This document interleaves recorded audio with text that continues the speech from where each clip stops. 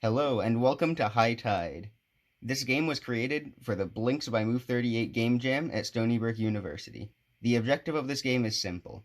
You and your opponent are stranded on a deserted island and must fight for control of the land. But the island is prone to flooding, and high tide can wash away your progress. High Tide is a turn-based strategy game for 2 players. You can start by arranging the board in any shape you like. This has a large impact on the game, but we'll explain that later. And as you can see, when I move pieces, the water on the outside and the land on the inside conform to where I move the pieces. There are 2 sides, green and magenta. The game begins when both players take 2 spaces on either side of the island. After this point, players will take turns claiming 1 space at a time, or capturing them from their opponent. You can only move on spaces adjacent to the ones that you already own. Immediately after making a move, your piece will be protected until next turn. This is indicated by the spinning white light. This prevents players from repeatedly capturing the same tile over and over. The current player's pieces will be slightly brighter than their opponent's, so right now it's green's turn, and now it's magenta. And also, note how I can't capture this piece because he just placed it.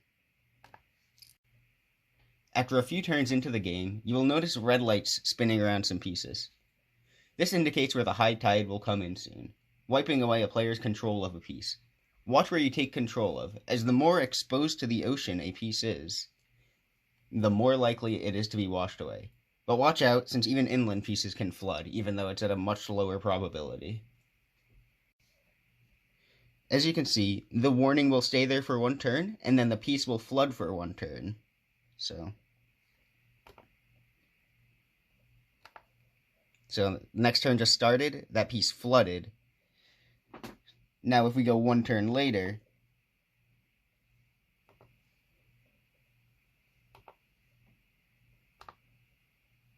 the piece is back, but it's neutral.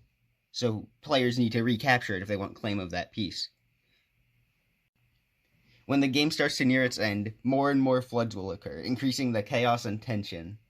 The game ends after 13 moves have passed, or when one player is completely wiped out. Whoever has the most control at the end of the game wins. There are some additional controls to make note of.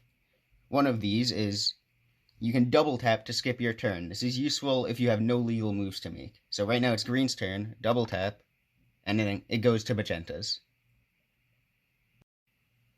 If you want to end the game early, so for example, if one player was completely wiped out, you need to end the game early, you can hold down on any piece, and the pieces will start to blink. This is what the end screen looks like.